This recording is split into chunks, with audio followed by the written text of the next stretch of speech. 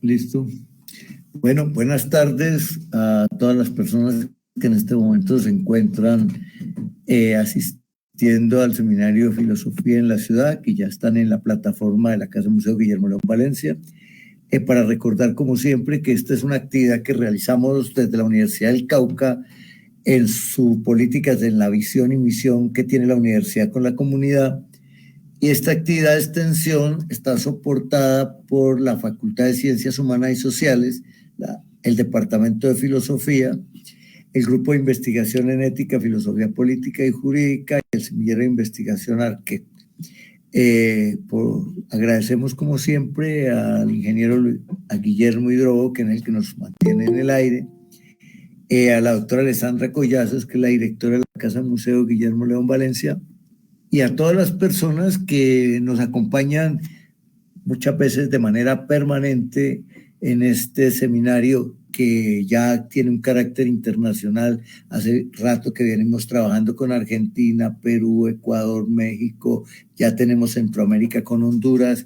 tenemos España, tenemos Italia, Ecuador, en fin, y dentro del mismo país, en Colombia, participan desde distintos departamentos. Mientras va entrando la gente, voy a presentar al conferencista de hoy, que es David Alonso Noceda. Es docente de la maestría en educación de la Universidad ExProMéxico y responsable de la dirección normativa del Colegio María del Rosario en Puebla. Es doctorante e investigador en Ciencias del Desarrollo Regional y la Sustentabilidad en el Colegio de Puebla A.C. Es maestro en Educación por la Universidad Anáhuac y licenciado en Ciencias Políticas por la Universidad Popular Autónoma del Estado de Puebla. Sus líneas de trabajo son el emprendimiento y la economía ecológica, así como la ecopedagogía, un nuevo emprendimiento que no conocía. Actualmente sus investigaciones se concentran en la creación de valor sostenible en las prácticas agrícolas tradicionales. Entonces, lo acompaña esta tarde Diana Alejandra Soto Osa, que es candidata a magíster de la Universidad del Cauca en la maestría en Ética y Filosofía Política, y además está coordinando el Semillero de Investigación ARQUE. Entonces, le vamos a dar el uso de la voz a David para que comience a organizar su presentación. Mientras tanto, esperamos la llegada de otros asistentes. ¿Tiene el uso de la voz? Muchas gracias, doctor Gustavo, por la invitación, y también a Diana. La verdad es que es muy, muy lindo estar por aquí, aunque sea a la distancia. Nosotros en México estamos realizando diferentes trabajos de investigación, y sobre todo creo que es muy importante ahí destacar que hay ciertos campos académicos que se han empezado a abrir en los últimos años aquí en nuestro país, justamente por el incremento de ciertas desigualdades y las problemáticas que yo creo que todos conocemos relacionadas a la violencia, al tema del desplazamiento forzado y otras características que vivimos en nuestro entorno social y nuestro entorno económico, que han tenido serias repercusiones, sobre todo para las comunidades rurales y las comunidades indígenas. Entonces, si me permiten, les voy a empezar a proyectar esta presentación que aquí traje para ustedes, para que vayamos comentando y vayamos entablando pues este diálogo respecto a esta temática que estamos trabajando en la actualidad aquí en el Colegio de Puebla, una institución que pertenece al CONCITEP y que pertenece también a la Secretaría de Educación en nuestro país. Y bueno, quisiera decirles que primero que nada esto ha sido un trabajo transformador, ha sido un trabajo renovador, y estamos todavía dando estos primeros pasos para conocer cuál es la realidad de lo que se vive en diferentes comunidades, y no solamente aquella que nosotros decidimos específicamente atender, para conocer qué es lo que pasa, qué es lo que se está generando en torno a la dinámica social de las comunidades, y sobre todo cómo hay una pérdida gradual de los conocimientos ancestrales, de los conocimientos tradicionales, y también los impactos que esto ha tenido en el entorno y sobre todo cómo se ha venido modificando, por así decirlo, las convivencias, cómo se ha venido modificando la sociabilidad de estos pequeños territorios. Entonces, el tema que yo quisiera compartir con ustedes y que también les agradezco nuevamente esta oportunidad porque creo que hace falta justamente que hablemos más de este concepto que es de reciente, por así decirlo, creación. Es un concepto que, si bien es cierto, se está cada vez tocando más, pues luce como una contrapropuesta contra eso que popularmente se ha venido también trabajando, que es los objetivos del desarrollo sostenible, ¿no? Ahora vamos a hablar justamente de lo que es la creación de valor sostenible, que es un concepto, que es una aportación teórica que estamos empezando a tratar de modelar, que estamos empezando a tratar de definir de una manera mucho más precisa. Y el proyecto, como ustedes pueden ver acá, se trata justo de la preservación y la deconstrucción de todos estos conocimientos ancestrales en las prácticas agrícolas para la creación del valor sostenible. Y yo lo que quisiera comenzar es que podamos nosotros ir relacionando ciertas cuestiones en el sentido de que es imposible que nosotros podamos llegar a conocer a ciencia cierta, que podamos llegar a conocer a un nivel muy profundo, como de conocer incluso en la mayor cantidad de lo posible cuál es la aportación de los pueblos prehispánicos, cuál es la aportación de los pueblos indígenas en nuestro país, porque si bien es cierto, hay instituciones como el INPI, que es el Instituto Nacional de los Pueblos Indígenas, que está realizando mucha documentación, que está haciendo mucho trabajo de investigación y de campo para recapitular, para empezar a hacer ciertas publicaciones, ciertos contenidos para que los niños tengan acceso a estos conocimientos. La verdad es que los esfuerzos son todavía insuficientes. Y yo quisiera contarles una pequeña leyenda que a mí me encanta, que es una leyenda maya de las comunidades aquí de nuestro país, de la zona de Quintana Roo, de la península de Yucatán, que habla sobre la relación de los campesinos y el árbol. Y justamente ese es el nombre que lleva esta leyenda, ¿no? Y esta leyenda cuenta justamente de cómo se da una especie de relación de los pequeños productores con la naturaleza. Y en esta leyenda hay una parte preciosa que dice que los árboles son la comunicación entre los tres niveles del cosmos, el follaje les conecta con el cielo, las raíces con el subterráneo y el tronco es el contacto con lo terrenal, ¿no? Por eso dice aquí que algunas veces en situaciones complicadas los árboles tienen permitido hablar. Esta leyenda habla de manera muy central en el árbol del siricote, que es una planta o es un árbol muy tradicional que está muy presente justo en la selva maya y que ha sufrido también muchos embates por el fenómeno de la globalización, por el tema de la deforestación y ahora por la construcción de un proyecto bastante emblemático en la administración federal, que es la construcción del Tren Maya, ¿no? Pero esta leyenda yo se las quise poner por una sencilla razón. En los pueblos indígenas de México y en gran parte de toda Latinoamérica hay cierto interés, hay más bien cierto reconocimiento a la relación que nosotros tenemos como especie con la naturaleza y se reconoce incluso en un principio cuál es, por así decirlo, la esencia misma que nos conecta a ella. Pero ¿qué es lo que ha pasado? Lo que ha pasado, como decía Noah Harari, es que hemos deshumanizado al planeta, hemos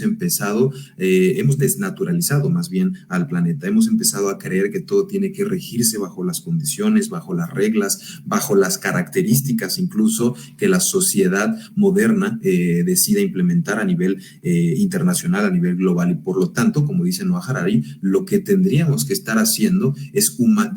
empezar a deshumanizar el mundo para naturalizar al hombre. En este proceso de naturalizar al hombre, es cierto que existen muchas corrientes, es cierto que existen muchos movimientos que se están gestando, que pueden ir, como bien lo mencionaban ustedes, en la cuestión de la ecopedagogía, o podríamos estar hablando, por ejemplo, del el naturalismo anárquico, que ahí hay ciertas cuestiones muy interesantes que empiezan a darse, pero yo creo que, como dice Noah Harari en este libro de Homo Deus, donde habla justamente de que hemos caído en esta trampa de creer que los seres humanos podemos llegar a convertirnos en dioses, ¿no? Por el tema del avance tecnológico, por el tema del desarrollo de la ciencia, pero nos vamos olvidando y vamos descartando aquellos elementos que componen al universo, que componen a la naturaleza y le quitamos, por así decirlo, ese reconocimiento que ellos tienen por estar mucho antes que nosotros. Y en este contexto quisiera decirles que México tiene muchas problemáticas que empiezan a ser atendidas, que empiezan a ser investigadas desde la la cuestión universitaria, sobre todo desde el ámbito público, desde el ámbito privado, en relación a cómo atender, cómo solucionar aquellas cosas que pues están detonando problemas migratorios, problemas de criminalidad, problemas de seguridad pública, problemas de pobreza, problemas de marginación, que son cada vez más severos. Nuestro país, a raíz de la entrada al mundo globalizado por el tema del Tratado de Libre Comercio, ya desde 1985 a 1994, ha tenido ciertas características que han impedido que haya un desarrollo equitativo de la población y por lo tanto hay ciertos indicadores, ciertas problemáticas que parecen agravarse año con año y por lo tanto tenemos que empezar a plantear soluciones. Y una de las cosas más interesantes que se está dando en nuestro país es el estudio o es este nuevo rescate, por así decirlo, de los conocimientos agrícolas y de las prácticas agrícolas tradicionales, pero ya con un enfoque de innovación, con un enfoque de transformación, con un enfoque incluso de deconstrucción. En nuestro país, como ustedes pueden ver acá, la agricultura tiene bases prehispánicas y españolas que han dado como resultado este mestizaje agrocultural. Y este mestizaje agrocultural ha tenido también cosas importantes e interesantes para el desarrollo de prácticas agrícolas que generalmente pues se basan en la conservación de la diversidad, de los recursos naturales, y hay ciertos conocimientos de los campesinos que empiezan a ser volteados, que empiezan a ser considerados para la planificación, de políticas públicas y de proyectos que atiendan justamente estos entornos y estos espacios. Ahora, el conocimiento tradicional, si nosotros pudiéramos verlo de esta manera, se entiende como todas estas innovaciones, todas estas prácticas que generalmente las comunidades están realizando en su vida diaria y que tienen o que incluyen ciertos estilos tradicionales de vida y que son pertinentes, ¿no?, para la conservación y la utilización sostenible de la diversidad biológica. Desafortunadamente, algo que está pasando en gran parte de nuestro país se compone por 32 entidades y en estas entidades sí es diferente, podemos observar ciertas disparidades en cuanto a la conservación de estos conocimientos tradicionales. Hay ciertas entidades, hay ciertos estados, ciertas gobernaturas que le ponen mucho énfasis a la protección de los saberes ancestrales y hay otros que están totalmente bajo un tema de volver mucho más industrial el proceso agrícola, ¿no? Y obviamente esto genera también serias repercusiones, ¿no? Lo que yo les decía es que en la actualidad creo que tendríamos que empezar a voltear a la revisión teórica, tendríamos que empezar a hacer incluso nuevas publicaciones, nueva documentación, nueva investigación de campo para saber qué es exactamente lo que queda, qué es lo que resta de ese conocimiento tradicional y entender las maneras en las que podemos no solamente preservarlo, sino ayudar a que sea, que llegue, que tenga acceso a los espacios educativos, porque hoy pareciera que en nuestro país, al menos aquí en México, no sé cómo se encuentren en otras regiones, lo que sí podemos observar en las diferentes escuelas, en los diferentes niveles educativos, es que nuestros alumnos son ignorantes en cuanto a sus raíces, son ignorantes en cuanto a aquellos elementos que les dan o les dieron una identidad nacional y por lo tanto hay cierto desprestigio, hay cierto nivel de marginación, cierto tema incluso de eliminación cultural hacia estos grupos, ¿no? Aquí yo también lo que quisiera decirles es que gran parte de estos conocimientos ancestrales que tenemos en el sistema agrícola de nuestro país son parte de un sistema complejo de prácticas, de creencias que se van rescatando o que van trayendo estos aspectos ecológicos del conocimiento indígena. Hay muchas comunidades en México que todavía conservan los sistemas de cultivo tradicionales de hace 100, 200 años y que al final están buscando alternativas gubernamentales o incluso apoyos financieros a nivel internacional para que puedan ser atendidos a través de procesos técnicos, a través de procesos de capacitación, etcétera. Pero lo que sí es bastante complicado en este tema es que a veces las autoridades, que a veces los académicos, las personas que llegan a estos espacios a hacer investigación, no se dan cuenta de que son, como dice ahí, un sistema complejo de prácticas. Y es obvio que justamente en diferentes entornos o en diferentes comunidades sea muy diferente las prácticas o las creencias que tenga un entorno a otro entorno o una zona a diferentes zonas, ¿no? En el caso de lo que nosotros estamos trabajando, y aquí por eso les pongo la foto de esta planta en particular, que es el chile, ¿no? ¿no? El chile poblano. Nosotros estamos en la actualidad de parte del Colegio de Puebla haciendo este trabajo, esta investigación en la zona de Calpan, Puebla. Calpan, Puebla, originalmente era quizá el granero de todo México. Y aquí en esta zona que era la tierra tiene altos nutrientes y sobre todo había una vocación productiva muy interesante, incluso desde los pueblos indígenas hasta antes de la llegada de los españoles.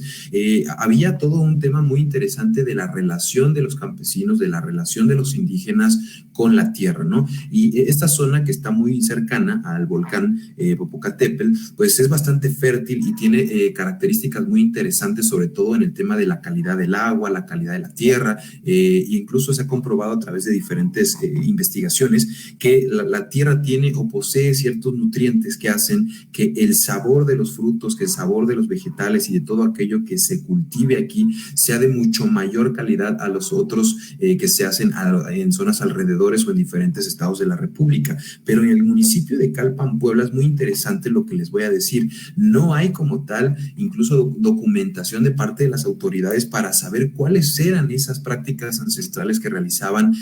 los pueblos indígenas para la producción de chile. De hecho, les estaré contando al final cómo ha sido un proyecto que en particular que ha surgido en esta zona de la mano de la señora Hilda Cruz. Y la señora Hilda Cruz desde el 2012 ha hecho como este proceso de investigación para rescatar cómo era la práctica del cultivo de chile y sobre todo cómo tratar de mantener este chile criollo que actualmente es bastante costoso, que tiene un valor muy interesante en el mercado porque es cada vez una planta mucho más escasa, ¿no? Pero en el caso del cultivo de chile en Calpan, hay una práctica o hay un conocimiento ancestral muy interesante que se relaciona con la cuestión del género, ¿no? Por ejemplo, en Calpan se tiene la idea de que las mujeres eran las únicas que tenían el permiso de cultivar el chile en el traspatio y habían temporadas en las cuales las mujeres no podían acercarse a los cultivos porque se consideraba que podían dejar infértil a la tierra o podían generar algún impacto en la cosecha, ¿no? Entonces, hay muchas características del municipio de Calpan que nosotros estamos tratando de empezar a retomar y esto lo hacemos a través de un proceso técnicamente de entrevista directa con los actores que quedan. En el caso del chile, en este municipio en particular, solo quedan 13, 14 familias que se dedican al cultivo y esto nos habla justamente de la pronta desaparición o de la pronta extinción de algo que es tan emblemático, porque como ustedes habrán escuchado en algún momento en diferentes medios de comunicación, etcétera, el chile en nogada es uno de los platillos más emblemáticos que tiene México y técnicamente todos los insumos, todo lo que se requiere para producir el chile en nogada, pues se cultivaba anteriormente hasta hace unos 20, 30 años en este municipio de Calpan. Y ahorita hay ya pues una pérdida bastante acelerada de los territorios, hay un fenómenos de migración bastante acelerados, lo cual nos habla de algo que requiere la atención, el foco sobre todo de la academia, de las instituciones privadas y sobre todo de los actores gubernamentales. Ahora, dentro de los conocimientos ancestrales, es verdad que los campesinos tienen ciertos razonamientos profundos de entomología, de botánica, de conocimiento de suelos, conocimientos agroeconómicos o incluso agroecológicos, pero lo que pasa o lo que generalmente se está dando, y no solamente en México, yo creo que todos podríamos coincidir a nivel Latinoamérica, es que este desprestigio, esta falta de legitimidad de lo que ellos tienen, de lo que ellos conocen, de lo que ellos saben, ha venido escalando a un punto de que son apartados, que técnicamente son expulsados a veces incluso de la toma de decisiones y no son considerados para la planificación urbana, para la planificación territorial o incluso para la planificación de proyectos económicos nacionales. Entonces, el hecho de dejarlos fuera de la agenda pública hace que nosotros no entendamos cuál es ese razonamiento que ellos tienen y cuál es esa relación que tienen con la naturaleza, con el cosmos, etcétera, que ahora parece que toma mucho más fuerza. ¿Y por qué les digo que toma mucho más fuerza? Hay ciertos casos en el tema de Puebla y en el tema de México que son bastante interesantes, como por ejemplo la cooperativa de Cuetzalan, que es una cooperativa bastante exitosa desde los años 80, que es la cooperativa de Tosepancali, tiene proyectos de integración comunitaria que han hecho que ellos logren no solamente preservar sus conocimientos ancestrales, sus prácticas agrícolas tradicionales y sus prácticas económicas tradicionales, sino que ha hecho que estas comunidades, a través de la organización colectiva, a través de procesos de capacitación de manera constante, puedan sacar sus productos al exterior. Y hoy, de hecho, la mayor parte de los productos de esta cooperativa de Cuetzalan, Tosepancali, están saliendo al mercado europeo, ya no se quedan en el mercado mexicano, ni siquiera en el mercado latinoamericano, ¿no? Porque ellos han visto una oportunidad y esa oportunidad se dio a través de su reconocimiento, a través de su organización y a través de ciertos procesos que permitieron la formalización de toda esta comunidad. Y así como Cuetzalan, podríamos decir otras cooperativas que existen en México, en el caso de Sonora, hay cooperativas de caza, hay cooperativas para la regulación de ciertas cosechas, y las cooperativas hoy en nuestro país se han convertido, yo diría que en un referente de cómo se puede volver a reconsiderar y de cómo se puede volver a tomar en consideración aquellos conocimientos alternativos, aquellos conocimientos ancestrales que son sumamente trascendentales para conformar esta sociedad que hoy parece un poco perdida, que hoy parece un poco desequilibrada por todas estas cosas que vivimos en el día a día, ¿no? Pero yo también otra cosa que quisiera decirles es que gracias a estos conocimientos ancestrales podemos atender las necesidades específicas, las necesidades centrales que tienen estos entornos rurales indígenas, porque gran parte de los conocimientos ancestrales están orientados hacia la práctica agrícola y bueno, a partir de ahí se sostiene la producción, se sostiene el tema de abastecimiento de los alimentos en las comunidades y en estos territorios, ¿no? Es muy interesante que si nosotros observamos estadísticas de la Secretaría de Agricultura en México o de la Secretaría incluso de Protección de los Territorios, nos daremos cuenta de que gran parte de lo que se produce en estos pequeños territorios, de lo que se va produciendo a través de las familias, pues es la base alimenticia de estas familias. Y hay comunidades donde técnicamente no existe o ya no existen familias productoras y por lo tanto las familias tienen que abandonar sus lugares, tienen que salir de sus territorios en búsqueda de aquello que necesitan, ¿no? Y esto habla pues justamente de fenómenos de pobreza que son cada vez mayores, fenómenos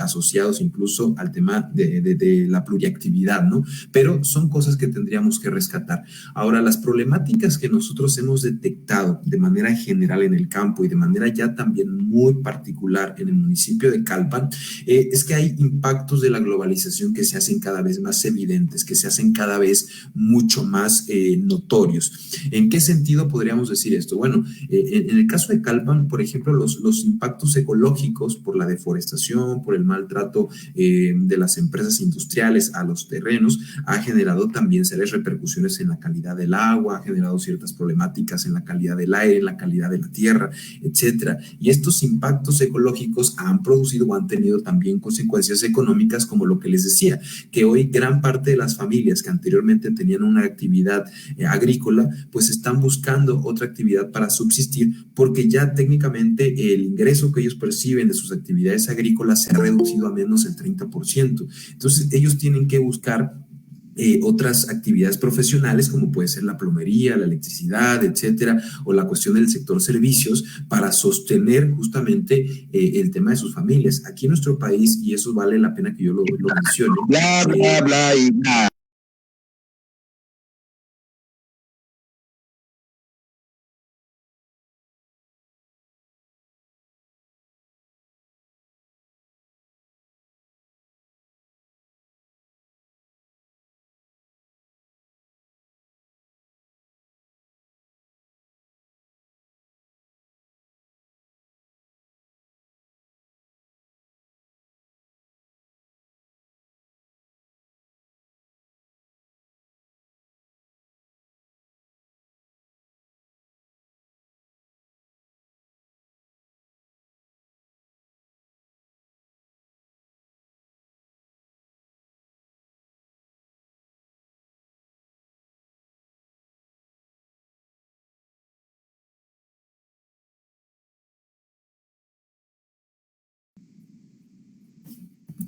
Muchas gracias. Entonces, les decía, ¿no?, que justamente estos impactos que ha producido la globalización son evidentes en gran parte de América Latina y sobre todo pues, en estos pequeños territorios rurales, en esos territorios indígenas de nuestro país. Y aquí también yo les diría que hay consecuencias sociales, ¿no? En el municipio de Calpan pasa otro tema muy peculiar. Calpan, como les decía anteriormente, era quizá el granero de nuestro país, quizá yo les diría que hasta 1950, 1970 todavía la producción o la vocación agrícola del territorio era enorme, era exponencial. Pero cuando se da todo este crecimiento urbano de la Ciudad de México, todo este crecimiento urbano de la Ciudad de Puebla, viene una época muy difícil para los campesinos porque muchos de ellos empiezan a vender sus territorios, muchos de ellos empiezan a vender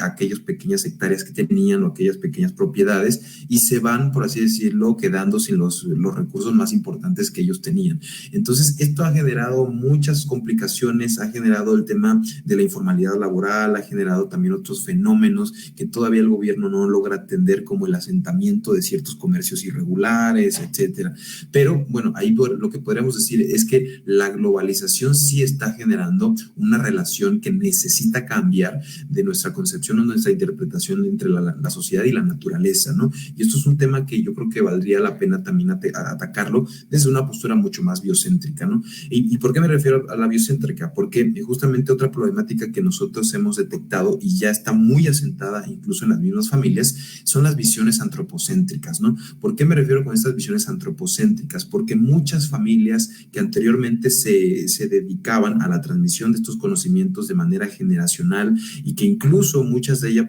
participaban en los centros educativos para enseñarle a los niños toda la tradición, todo el tema de la cultura local, pues han venido desapareciendo porque ahora para ellos ya no es importante, ¿no? Porque ahora las actividades agrícolas que anteriormente tenían una función importante en las comunidades han perdido fuerza y por lo tanto hay un enfoque humanista que de cierta manera ha perdido de vista la naturaleza y esto lo podríamos atender a través de ciertas posturas biocéntricas, ¿no? Ahora, hay un tema también de sometimiento cultural. ¿A qué nos referimos con un tema de sometimiento cultural? Porque se desconoce como tal cuáles son las carencias, cuáles son las aspiraciones que tienen las comunidades rurales, cuáles son las aspiraciones o las perspectivas, las percepciones que ellos tienen de vida y por lo tanto generalmente se van moldeando ciertas identidades psicosociales del campesinado para resolver sus problemas y para cambiar su vida. Hace unos años aquí en el caso de Puebla hubo un proyecto muy, muy peculiar en la zona de la Sierra Norte en el cual literalmente el gobierno decidió bajo sus propios lineamientos, bajo sus propias interpretaciones, construir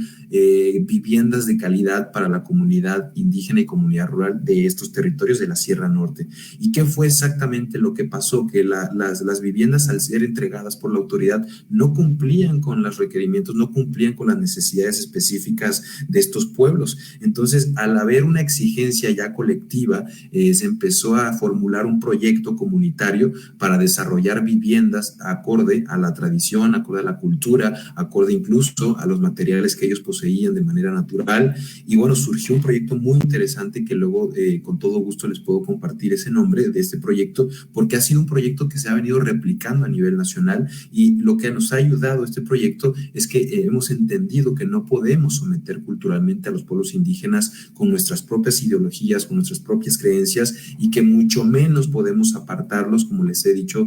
a lo largo de todo esto, de la toma de decisiones. ¿Por qué? Porque si no, estamos cayendo en lo que dice después, en esta invisibilización del diálogo de saberes. Ahora, en nuestro país, sobre todo después de los años 90, a partir de 1994, cuando se da este levantamiento del Ejército Zapatista de Liberación Nacional, pareciera que las mesas de discusión entre grupos indígenas, entre comunidades rurales, se ha venido haciendo cada vez más fuerte. Y yo diría que se ha vuelto más álgida la discusión, sobre todo después del 2008, 2012, cuando vienen estos grupos de autodefensas que empiezan a exigir la seguridad de sus territorios, que empiezan a exigir que se procure sus derechos y sobre todo empiezan a exigir que haya una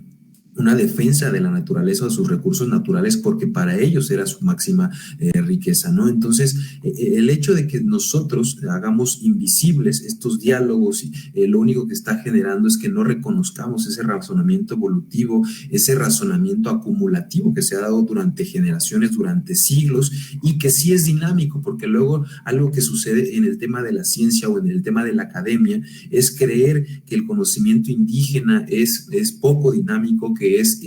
técnicamente que ya está centrado, que ya está articulado, que ya está construido y que por lo tanto no va a ser modificable, ¿no? Pero lo que sí hemos notado es que hay ciertos territorios, hay ciertas comunidades, particularmente las comunidades mayas, que están generando nuevos razonamientos, que están generando nuevos enfoques y que incluso están sumándose al tema de la participación política para fomentar una agenda totalmente distinta que les ayude a ellos a ser reconocidos por estos grupos mayoritarios, ¿no? Pero ahí yo lo que quisiera agregar es que otra problemática que podríamos nosotros detectar de lo que sucede en cuanto a los conocimientos ancestrales es este progresismo ideológico. ¿Y a qué me refiero con el progresismo ideológico? Que generalmente los gobiernos, las autoridades venden ciertas ideas, venden ciertos constructos de qué es exactamente el progreso, de qué es exactamente el desarrollo, y no se considera a estas comunidades y no se consideran incluso aquellos puntos de vista, aquellas otredades que tienen que ser consideradas, ¿no? Para la correcta planificación de ciertos proyectos nacionales. Entonces, se ha venido erradicando el pensamiento divergente de las comunidades ancestrales, de los pueblos ancestrales, se ha venido tratando de minimizar sus aportaciones teóricas por estos enfoques colonialistas y estos procesos esclavizantes modernos, porque es real que en nuestro país hay mucho tema también, y supongo que en gran parte de América Latina sucede lo mismo. Existen procesos esclavizantes modernos en el tema de la sobreexplotación de las personas en cuanto a sus condiciones laborales y sus condiciones de vida, o incluso la explotación cultural que a veces no nos damos cuenta, ¿no? Pero esto está generando que haya una crisis civilizatoria que se ha venido promoviendo en cuanto al mal vivir, en cuanto al tema de la irresponsabilidad social, etcétera, ¿no? Y esto del mal vivir justamente es algo que nosotros hemos empezado a ver en el caso, por ejemplo, también de esta comunidad de Calpan, ¿no? En la comunidad de Calpan es impresionante cómo ha venido aumentando el tema de la contaminación después de que ahí justamente se creó un relleno sanitario, y en este territorio donde anteriormente pues había todo un tema muy interesante de protección de los recursos naturales, ha venido un proceso a la inversa, se ha venido generando un proceso totalmente contrario a lo que anteriormente las familias, las personas buscaban para que su entorno prevaleciera en sus cuestiones naturales, ¿no? Ahora, otras complejidades que podríamos decir que hemos detectado a través de todo este proceso de investigación, pues es que la agricultura industrial ya ha transformado por completo muchos hábitats, ha también destruido la memoria tradicional en diferentes comunidades, y como les decía, esto ha desencadenado el tema de la pluriactividad. Pero esto no es quizá lo más trascendente, porque obviamente esto es algo que sabemos que sucede en casi todas partes, pero lo que sí es fundamental aquí centrarnos es que hay un deterioro de los servicios ecosistémicos. ¿Cómo que un deterioro de los servicios ecosistémicos? Pues las prácticas antropogénicas de deforestación ya están teniendo efectos irreversibles en los territorios, y sobre todo ya hay, por así mencionarlo, ciertas comunidades justamente ahí de Calpan que ya son totalmente infértiles y que ya no son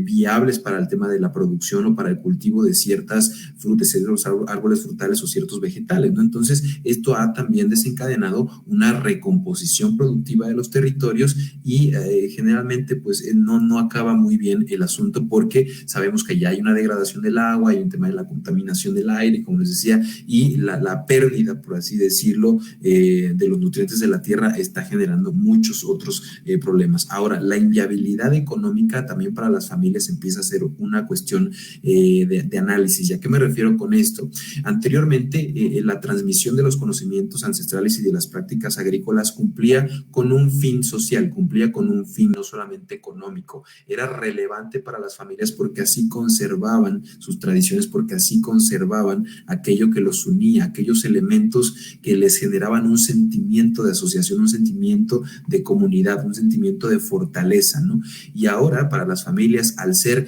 técnicamente inviable, económicamente hablando, el campo, porque sabemos que el mercado es quien determina los precios, para muchos de ellos ya no es tampoco trascendente seguir con esta cuestión de la transmisión de los conocimientos, la transmisión de las prácticas y enseñarle a los niños, enseñarle a los jóvenes el por qué ellos tienen que ser nuevamente estos actores que sean responsables, por así decirlo, de conservar todo ese conocimiento que tiene muchos años y que tiene muchos siglos, ¿no? Y aquí yo les diría que ¿por qué sería inviable económicamente el campo? Porque hemos detectado que para los campesinos es inviable, porque ciertas políticas agrarias son técnicamente planeadas de corto plazo y tienen este corte asistencialista, es decir, buscan resolver problemáticas inmediatas, pero lo que dejan a posterior es mucho más complicado para resolver de las familias y obviamente esto también deriva de una falta de apoyo técnico, de apoyo legal, de apoyo financiero, etcétera. En el caso de Calpan, como les decía, hay un proyecto que les quiero hablar un poco más al final. Ellos sí se han preocupado por conservar aquello que le daba ese significado tanto en lo emocional, en lo social, en lo colectivo a este territorio y han empezado a fortalecer todas estas prácticas de apoyo técnico, de apoyo legal, para que las personas no solamente se queden en sus terrenos, no solamente los trabajen, sino que empiecen a innovar en sus procesos de técnicas agrícolas, empiecen a utilizar ciertos mecanismos que les permitan tener un precio mucho más alto en el mercado. Ahora, ¿cómo se relaciona todo este tema que nosotros hemos trabajado con lo que yo les mencionaba sobre la creación de valor sostenible? Tendríamos que entender que en un principio el concepto de creación de valor era una cosa muy asociada a la parte económica, ¿no? Se hablaba de que la creación de valor desde la perspectiva económica que tenía que ver con un enfoque de la producción de riqueza, ¿no? O con la generación de rendimientos. Y en la cuestión financiera también se hablaba de que era generar utilidades para las personas implicadas a través de ciertas actividades. Pero conforme han pasado los años y sobre todo después de la teoría de Michael Porter sobre el valor agregado, se han venido generando otras aportaciones teóricas en relación a cómo crear valor ya desde un enfoque mucho más biocéntrico. ¿Y a qué me refiero con eso? Bueno, ahora se habla de que la creación de valor sostenible puede ser un sistema en el cual se busque la conservación de los recursos, se busque el tema de la preservación de un ambiente sano, de un ambiente económicamente viable y sobre todo un ecosistema donde hayan alternativas de agricultura mucho más acordes a las necesidades de la sociedad actual y por lo tanto las nuevas formas de producción tienen que ser menos agresivas para el medio ambiente y tienen que ser menos invasivas o menos destructivas. Este enfoque de creación de valor sostenible pareciera que puede ser muy amplio y es ahí donde está también el reto que nosotros estamos teniendo para la generación de una nueva definición, porque como tal no existen definiciones, no existen todavía documentos que nos ayuden a entender con exactitud cuál puede ser las diferentes vertientes para la creación de valor y es ahí donde nosotros hemos encontrado a partir de la siguiente pregunta que ustedes pueden ver de cómo agregar, por así decirlo, cómo deconstruir todos los conocimientos ancestrales o las prácticas agrícolas tradicionales para la creación de valor sostenible. ¿Y cómo lo hemos encontrado? Bueno, la respuesta a esta pregunta la hemos encontrado en ciertas alternativas ya de manera muy, muy central, ¿no? Nosotros hemos encontrado que sí se puede crear valor sostenible en las comunidades rurales e indígenas a través de la acción colectiva. ¿Cómo que a través de la acción colectiva? A través de la formalización de las organizaciones comunitarias, a través de la formalización de las familias o del agrupamiento de las mismas para que ellas, a través de ciertos mecanismos, puedan tomar decisiones organizadamente y que obviamente esto permita la diversificación, que esto permita la generación de valor desde diferentes perspectivas y desde diferentes ángulos productivos, ¿no? Ahora tendríamos otra alternativa que podría ser el seguimiento técnico y la participación académica. Nosotros hemos comprobado que si hay seguimiento técnico de la academia, de los conocimientos ancestrales en las comunidades, es posible rescatarlos, es posible deconstruirlos y ayudarles a ellos a que ese conocimiento no se pierda, que no se tire a la basura y que se conserve, pero también que se innove en cuanto a la difusión del mismo y sobre todo que haya una relectura, que haya, por así decir, una revisión de qué es ese conocimiento para que se tenga el acceso a todas las personas, ¿no? Es muy importante aquí la cuestión académica, porque si la academia no toma en serio lo que sucede o las dinámicas que suceden dentro de las comunidades, pues claramente muchas veces eso se acaba perdiendo de una manera total. Otra alternativa que nosotros hemos ya también por ahí detectado es que cuando se revaloriza y se dignifica el conocimiento ancestral a través de procesos ecopedagógicos, viene una transformación muy interesante de las comunidades y de los territorios. ¿Y a qué me refiero con este punto de revalorizar y dignificar el conocimiento ancestral a través de procesos ecopedagógicos? Bueno, el tema de la ecopedagogía, aquí como mencionando muy brevemente, es una propuesta que Paulo Freire hizo, o el Instituto Paulo Freire hizo en los años 90, y que se fue como perdiendo, por así decirlo, entre ciertas discusiones, entre ciertos planteamientos, porque años después, en el año 2000, cuando se hace toda esta discusión o este debate sobre los objetivos del desarrollo sostenible, el concepto de la pedagogía de la tierra se fue, por así decirlo, relegando, ¿no? Y ahora, después del 2006, 2008, 2009, vienen ciertas documentaciones, vienen ciertas aportaciones teóricas de la academia respecto a cómo recuperar ese pensamiento que tenía Paulo Freire de la ecopedagogía. Y este planteamiento de la ecopedagogía, para hacerles muy breves, para hacerles muy concisos, se trata de dejar que el estudiante sea el centro de las cosas y que se convierta técnicamente en parte de algo mayor. Es decir, que el alumno ya no sea el centro de las decisiones, sino que el alumno sea el actor que forma parte de algo mucho mayor, que es la naturaleza, que es el universo, que es el cosmos. Entonces, lo que se busca en los procesos ecopedagógicos es una formación mucho más integral, una formación en la cual el alumno sea consciente, o el estudiante sea consciente de que es parte de algo que no puede entender a ciencia cierta, pero que le da un sentido a su vida, y que eso que le da sentido a su vida, pues es la existencia misma dentro de un entorno natural, dentro de un entorno mucho más grande, ¿no? Y ahora, ¿por qué les decía que se tiene que revalorizar el tema de los conocimientos ancestrales en este tipo de procesos ecopedagógicos? Bueno, porque han habido muchas escuelas, en el caso de México y en el caso de Puebla, que ya están empezando a implementar estas metodologías, estos enfoques, y lo que han logrado es justamente que los chicos reconozcan aquellos elementos, aquellas tradiciones, aquellas costumbres que le dan la estructura, que le dan la base, o que le dan el sentido a su entorno, que le dan y que sobre todo tienen que rescatarse, tienen que conservarse, y que tienen que volverse a transmitir, porque le dan vida, le dan aire, le dan oxígeno a su comunidad, ¿no? Entonces ahí ya hay cosas muy interesantes que se están generando. Y sobre todo también aquí decirles que hay comunidad, hay una escuela aquí en el municipio de Calpan que ya en su proyecto pedagógico, que en su plan curricular está transmitiendo o está enseñando a los niños algunas prácticas agrícolas tradicionales, para que estas no se pierdan, y para que ellos, cuando lleguen con sus familias a trabajar con ellos, o porque esto es algo muy común, pues sepan no solamente lo que están haciendo, el origen de, sino también sepan cómo ayudar a transformarlo, a reorganizarlo y a innovarlo, ¿no? Esto es algo muy interesante. Otra alternativa tendría que ver con la organización comunitaria. La organización comunitaria a través de cooperativas, a través de organismos no gubernamentales, a través de asociaciones civiles, etcétera, como ya se empieza a dar en diferentes entornos. Pero técnicamente la creación de valor sostenible se puede dar en la organización comunitaria, porque al tratarse de consensos, al tratarse de un sistema democrático, al tratarse justamente de negociaciones en las cuales cada persona toma pues cierto papel, se convierte en un actor relevante, pues podríamos hablar que hay una discusión que se va dando al interior de estos grupos, que permite que se pueda decidir de qué manera es mucho más eficaz mejorar o tomar ciertas cuestiones, ¿no? Ahora, la ciencia holística. Aquí me refiero con que como la alternativa de ciencia holística en la creación de valor sostenible. Hay datos muy interesantes que también se están generando en cuanto a la agricultura en nuestro país, de cómo podemos retomar estas leyendas, estos mitos, cómo podemos retomar estas tradiciones o esta relación que tienen ciertos campesinos con el campo o cuál es ese vínculo que ellos han generado con la naturaleza y ahora sí darle un sentido más cientificista y obviamente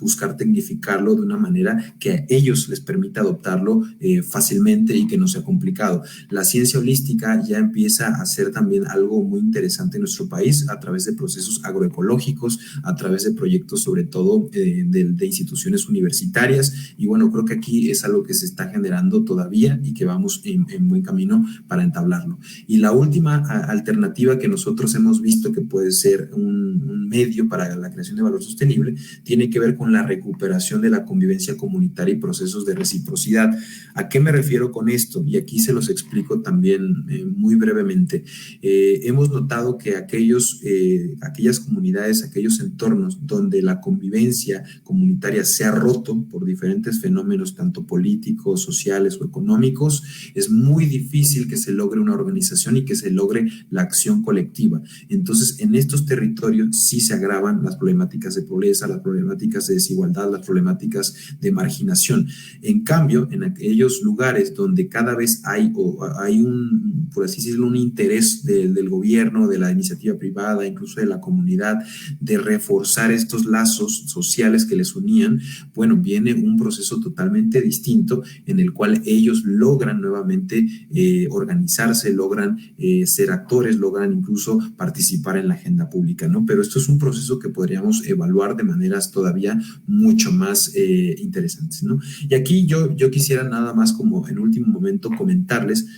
cuál podría ser un ejemplo muy, muy significativo de la creación de valor sostenible en cuanto a la preservación y de construcción de los conocimientos ancestrales. Y este caso en particular es uno, diría yo, que es el principal que estamos tomando para realizar esta investigación, porque ellos son los que nos están dando acceso a nuestras personas que van a ser entrevistadas. Es el caso de esta organización que se llama Guardianes de Calpan. Guardianes de Calpan fue fundada en el 2012 por Hilda Cruz y fue un caso de una persona que había nacido en Calpan, pero que se había ido desde muy pequeña del territorio a otro estado de la República y ya grande ella decide regresar para ver qué había pasado con su lugar de origen. Cuando ella regresa a su territorio se da cuenta de que las personas pues ya no se dedicaban a lo mismo que cuando ella se fue, que incluso muchos campesinos pues vivían en total pobreza, había muchas cuestiones de alcoholismo, había muchas cuestiones de inseguridad y sobre todo los problemas migratorios, como les decía, eran elevadísimos. Para ella resultó muy triste darse cuenta de que había una pérdida del conocimiento tradicional y sobre todo darse cuenta de que las personas ya no conocían su cultura y que las personas ya ni siquiera sabían en qué tipo de territorio se encontraban y que ya no conocían cuáles eran aquellos elementos que les daban este patrimonio que antes era muy reconocido a nivel internacional e incluso a nivel nacional. Entonces ella con ese trabajo decide formalizar una organización en la cual pues empieza a hablar de laboratorios del gusto, empieza a hablar de recorridos gastronómicos rurales, empieza a hablar de cómo vincular a las universidades y las empresas con los campesinos para darles todo este proceso de acompañamiento técnico, legal, etcétera. Ella empieza a hablar de comercio justo, empieza a hablar de comercio informado, de comercio responsable y ya estamos hablando de que está por cumplir 11 años esta organización. Ha tenido un éxito impresionante. ¿Y a qué me refiero con un éxito impresionante? Ella logró recuperar la producción de chile, logró recuperar la producción de otros productos emblemáticos de la zona, como el pulque, logró recuperar la producción del maíz en los campesinos y en las familias a través de la organización colectiva, ¿no? Ella fue, por así decirlo, un agente que inspiró el cambio, que inspiró la transformación y que hoy está haciendo ya un trabajo académico a través de diferentes actores para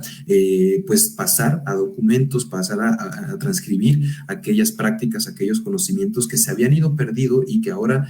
quieren empezar a darles a conocer al mundo, ¿no? Ahora, la trascendencia de este proyecto de Guardianes de Sabores de Calpan es que ellos han sensibilizado el tema de la labor del campo, le han dado mucha importancia a los cultivos tradicionales, pero hay otra cosa que es bastante trascendental y aquí es donde se une con la creación de valor sostenible. Ellos están promocionando, ellos están promoviendo, ellos están buscando que todas las personas agremiadas a la cooperativa tengan prácticas que respeten al medio ambiente y que no solamente sean sostenibles, sino que también sean sustentables y que beneficien a la comunidad. Entonces, hoy Calpan ha sido reconocido nuevamente como el principal productor de chile en nogada. Hoy es uno de los países que está recibiendo más cantidad de turistas por este producto tan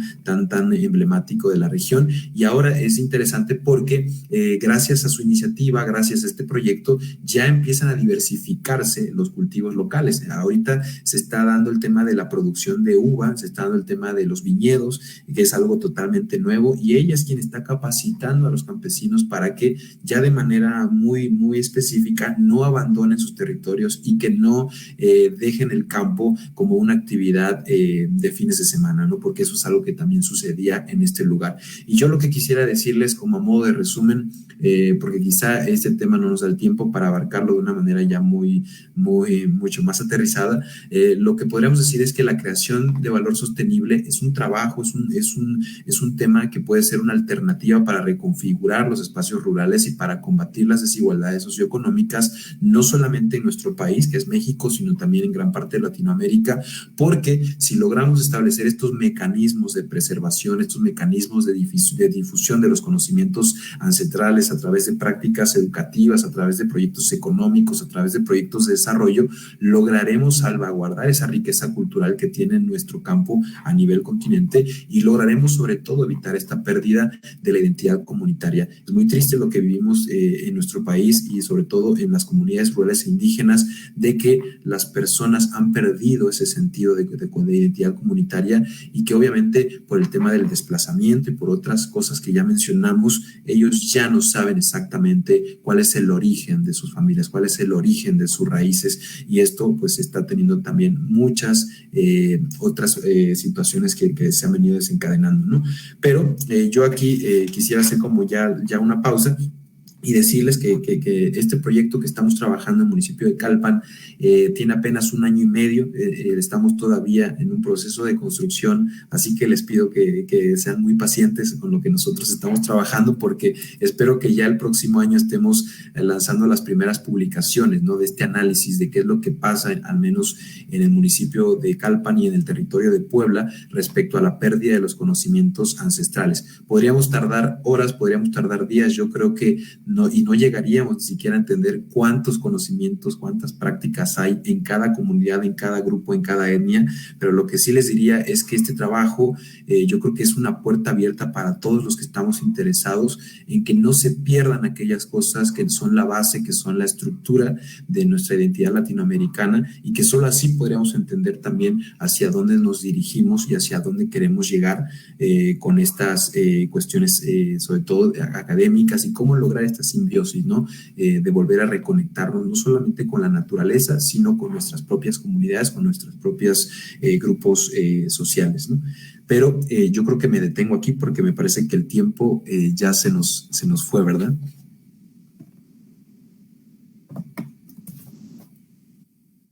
Sí, David, ya estamos por el tiempo señalado, entonces para darle paso a Diana para que haga los respectivos comentarios y luego abrimos alguna serie de conversación, porque creo que tu exposición ha sido muy importante, muy interesante, pero además recoge casi que nuestra misma realidad colombiana, ¿no?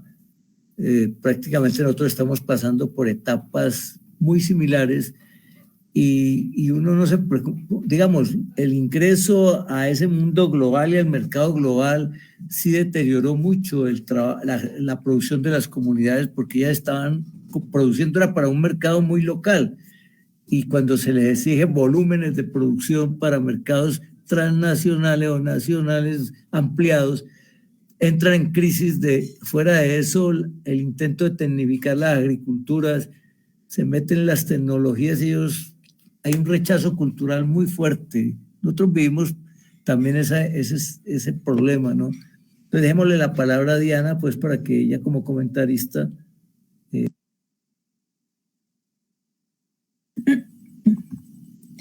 Bueno, buenas noches para todos y para todas. David, muchas gracias por traernos a este espacio esa necesidad emergente. Yo creo que en los últimos 20, 30 años, ha crecido en Latinoamérica la necesidad de hacer frente a los procesos de globalización y de preservación de la naturaleza. Entonces creo que vienes realizando un trabajo que va en camino, no sé si a la preservación o simplemente a extender un poco más esa vida de la naturaleza que ya está en su última etapa debido precisamente a la tecnificación de las agriculturas, a la sobreexplotación de los recursos naturales, a la extracción indiscriminada de los recursos de nuestros suelos. Y nos vienes a contar sobre estos conocimientos ancestrales y cómo la colonización y cómo a través de la colonización se han ido perdiendo y cómo en ese perder los conocimientos tradicionales también se va perdiendo la cultura, se va perdiendo la identidad, se van perdiendo los anclajes territoriales y entramos a ese proceso tal vez de exclusión de los conocimientos que ha generado más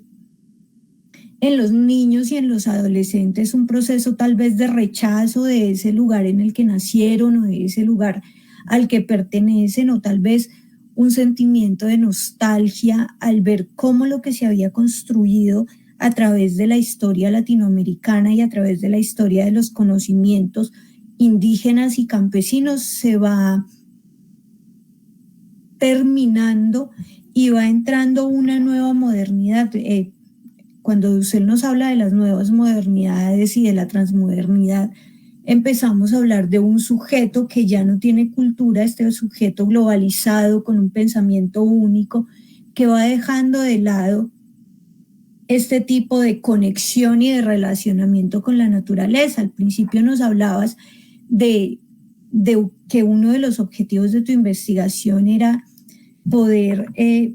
fortalecer esa relación del humano respecto a la naturaleza y de ese deshumanizar la naturaleza, como lo decía Yuval Noah. Entonces, en ese sentido, pues te diría yo que esta trampa del humano que quiere convertirse en Dios me llamó mucho la atención, pues cuando estamos tratando de ejercer el poder, cuando estamos tratando de ejercer la dominación sobre otros seres humanos o sobre otros, llámese a estos otros humanos, naturaleza, animales, cualquier tipo de ser vivo, nos encontramos en esa dialéctica amo-esclavo que hemos tratado de superar, pero que sin embargo seguimos legitimando a través de la misma academia. Yo creo que en la academia tenemos unos grandes retos desde Latinoamérica, que es poder hacer frente real a esos conocimientos de la tradición occidental, que tal vez lo que nos están haciendo es daño. Yo no digo que todos sean malos, pero sí podría llegar a decir que el mestizaje en ese caso puede ser bueno, el poder sacar de los conocimientos tradicionales lo mejor y sacar de los conocimientos de la tradición occidental lo mejor para poder conservar este mundo o conservar al menos o preservar algo de lo que nos queda tanto de la naturaleza como de la cultura. En Colombia, como lo decía el profesor Gustavo, tenemos una situación similar. Y creo que a nivel mundial se ha podido ver cómo las luchas indígenas y las luchas campesinas en Colombia han ido tomando fuerza y han ido reclamando espacios sociales y políticos. En estos espacios, pues, la democratización del saber y este diálogo de saberes al que le estamos apostando desde la academia, creo que tienen una trascendencia interesante y nos pueden llevar tal vez a cumplir con esa, o al menos con parte de la meta. En Colombia nos encontramos ahorita enfrentados en cuanto a la producción y el potencial de producción campesina y de producción en comunidades rurales, es a la burocracia estatal. Resulta que para poder, nos dice el Estado o le dice el Estado a las comunidades campesinas, bueno, les vamos a comprar sus productos, lo que sea producido en sus tierras, en sus fincas, va a ser comprado por las entidades estatales, pero a la hora de realmente poder cumplir con los requisitos que exige una entidad pública para poder ser o para ser parte de ese contrato, las comunidades se quedan atrás y prefieren rechazar y al final terminamos perdiendo este potencial de producción dados estos modelos políticos que lo que legitiman tal vez es una distancia en la cual la exclusión, y creo que nos hablabas de la exclusión del campesino, de la exclusión de los conocimientos culturales, es legitimada a través de la burocracia y de las leyes. Entonces, ya para terminar este breve comentario, es volver al reconocimiento, volver a encontrarnos, volver a ver en ese otro, volver a ver en el campesino, volver a ver en el indígena, que somos parte de ellos y recuperar a través de ese reconocimiento una identidad política y territorial que creo que se ha ido perdiendo. Y se ha ido perdiendo en un proceso de violencia que ha sido muy difícil de superar, que ha generado complejos de inferioridad, que nos causa tal vez un desasosiego, que nos causa tal vez unas emociones y unos sentimientos no muy positivos, pero creo yo que es necesario enfrentarnos a eso para poder volver a retomar el poder. Ahí, entre opresor y oprimido, lo que media es el reconocimiento, lo que media es el proceso de subalternalización y en esa subalternalización, entonces, ¿cómo le damos la voz a estos oprimidos? ¿Cómo le damos la voz a las comunidades? Entonces podemos equiparar los conocimientos y podemos reconocer en los conocimientos ancestrales también formas científicas, y nos contabas que hay conocimientos ancestrales campesinos en biología, en entomología, en topografía, se encuentra unos conocimientos que son bien interesantes y que podrían aportar a la ciencia de tal manera que se consideren las otras formas de vivir y a ese buen vivir tal vez de nuestras comunidades que estamos reclamando. Entonces esa sería mi intervención por ahora. Estoy atenta y muchas gracias nuevamente. Gracias, Diana. Bueno, quedan abiertos los micrófonos, o el que quiera intervenir pues levanta la mano o abre su micrófono y habla directamente. Sí, la investigación es muy buena, muy cualificada, muy fuerte. Y creo que sería interesante confrontarla con lo que se está haciendo acá también en las comunidades colombianas. Lo que pasa es que como ustedes son un país no de regiones como nosotros exactamente, sino de estados, cada estado tiene como cierto tipo de, no solamente de características, en caso del mundo indígena mexicano es muy amplio, muy grande, muy poderoso, sino pues que cada estado también tiene sus políticas particulares en México y la inversión de recursos también está ligada pues a cierta apertura de mercados y creo, sin equivocarme de pronto, es que de todas maneras todo lo que es Ciudad de México también maneja mucho ese poder de lo que es el comercio, de lo que es la inversión, etcétera, ¿no? Ahí está Janet, que es mexicana también y que vive en Ciudad de México y que también conoce, y hemos pasado por Puebla y por otros lugares, y hemos comido y conocido lo que tú mostrabas ahora de lo que es la agricultura y el trabajo del indígena. Y creo que los mercados en México están nutridos mucho por la actividad agrícola de los indígenas, ¿no? Sí, aquí también, si me permiten agregar un poquito y complementar con lo que decía Diana. Bueno, a Diana y a mí nos tocó coincidir en Flaxo, en Uruguay, y hubo un debate muy rico, de hecho, con el doctor Jorge León Quiroga, en el cual él nos hablaba de su libro sobre bioeconomía, ¿no? Y él hacía este énfasis en que un problema que tenemos a nivel Latinoamérica es la mala aplicación de justicia que se dio después de los procesos independentistas. ¿Y a qué me refiero con esto? A que desde el momento en que gran parte de los territorios se independizan en América Latina, viene esta idea de darle a los indígenas, de darle a los pobres lo que supuestamente era justo, lo que supuestamente se merecían después de todos estos procesos de explotación, de colonialismo, etcétera. Y el resultado fue, en el caso de México, una política agraria que se basó técnicamente en repartir o dividir los terrenos, dividir las regiones para dárselas a los indígenas sin considerar si ellos tenían conocimiento de cómo trabajar esos territorios, si tenían incluso las capacidades, si tenían los recursos. Entonces, buena parte de esa política agraria que empezó en México durante 1934 y que siguió quizás hasta finales de los 90, pues fue muy poco efectiva, ¿no? Porque se repartieron tantos territorios, se repartieron tantas tierras a los campesinos, a los pobres, a los indígenas, etcétera, que a veces ni siquiera ellos tenían idea de qué hacer con esos territorios y acababan vendiéndolos y se volvían a repetir estos procesos de cacicazgo, ¿no? De hecho, algo que yo quería ahí comentar es que no sé cómo esté el tema en Colombia a profundidad, pero aquí en México es muy interesante ver que hay regiones donde técnicamente el sistema económico sigue siendo un sistema feudalista, ¿no? Sigue siendo un sistema donde hay ciertos grupos de caciques que controlan a la comunidad, que la tienen sometida y que son ellos incluso los principales actores políticos, son los principales actores económicos, y esto pues ya empieza a afectar de una manera mucho más severa porque, como lo mencionaba muy bien Diana, estos embates de la globalización son cada vez más, pero más contundentes y son cada vez más dañinos, ¿no? Técnicamente estamos hablando de que nuestros pueblos indígenas, nuestras comunidades rurales se están desangrando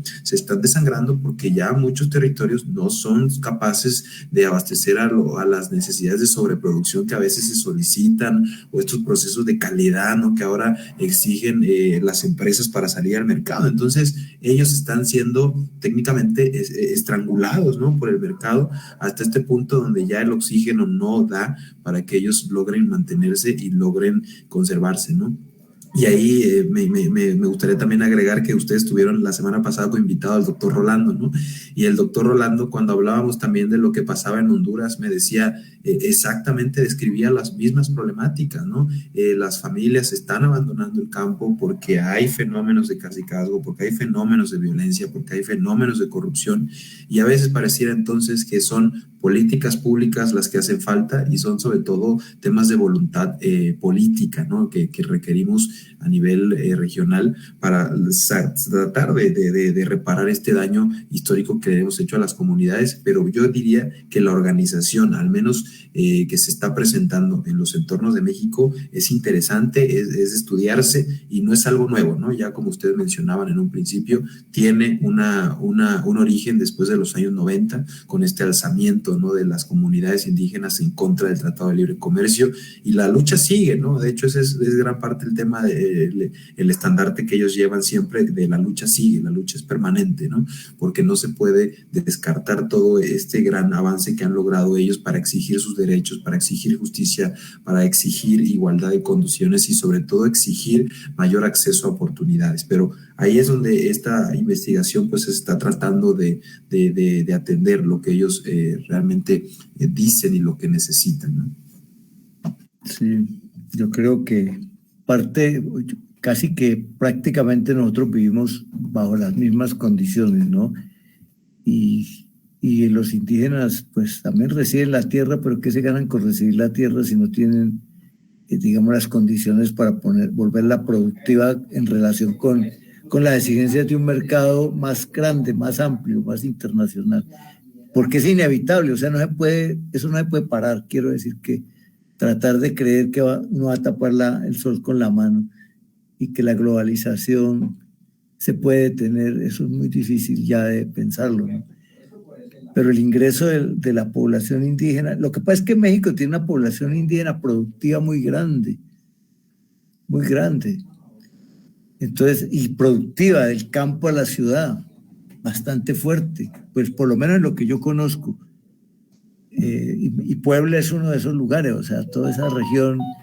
en ese sentido es muy, muy productiva, pero también lo que tú dices, David, se están acabando ciertos renglones económicos que antes formaban parte de la identidad de estos indígenas, ¿no? Estos campesinos indígenas. Sí, sí, de hecho, justamente ahí puntualizando ese dato, ¿no? México en el último censo arrojó 71 pueblos indígenas y en el 2010 se hablaba de 134, ¿no? O sea, estamos viendo una Descenso. reducción, un descenso drástico, ¿no? De las comunidades indígenas y por ende de los entornos rurales. Bueno, no sé si alguien quiera participar, intervenir. ¿Tiene alguna pregunta que hacerle a David?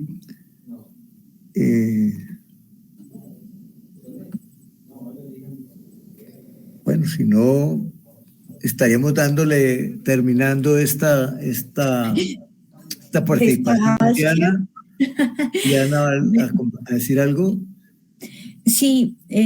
bueno, tal vez aquí tratando como de complejizar el tema del conocimiento del tradicional, el tema de la exclusión de las comunidades no solo indígenas, sino campesinas de los mecanismos de mercado o de la posibilidad de acceder a un mecanismo de producción que les permita garantizar el acceso a sus necesidades o a cubrir las necesidades básicas fundamentales,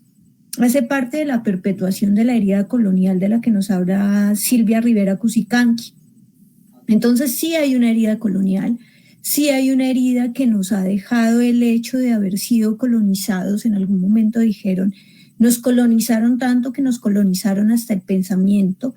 y sacarnos las ideas de la cabeza es muy difícil. Estamos absorbidos, estamos llevados por un conjunto de comportamientos y de construcciones sociales y políticas que tal vez socialmente nos impida reconocer esos conocimientos como válidos, reconocer y dar validez a otras formas de producción que tal vez no respondan a la necesidad de la producción a gran escala derivada de la sociedad actual, pero que sí responden a la producción territorial. Y pensando en eso, pensaba en la importancia del territorio dentro de la cosmovisión cultural indígena. Entonces, si cada vez se excluyen los territorios, si cada vez, como dice David, se ven más ahogados, se ven prácticamente extintos, ¿qué es lo que estamos haciendo con la diversidad humana y qué es lo que está pasando con nuestra propia formación cultural cuando dejamos de lado el reconocer estos espacios y empezamos a reinterpretarnos como seres humanos? Pero esto tiene una herida que es un poquito más profunda, y cuando en Colombia tratamos de observar la violación de derechos humanos a comunidades indígenas a través de la historia, la violación de derechos humanos y el asesinato de líderes sociales que pretenden realizar ejercicios de protección ambiental, entonces nos encontramos con un panorama político muy crítico. Y es ahí donde tal vez la sensibilidad social, que ya no va solo a la naturaleza, sino también al otro ser humano como ser y como el respeto a sus creencias, a su cultura, a su religión, a la libre expresión de su saber, retoma una importancia en la construcción y en la evolución social.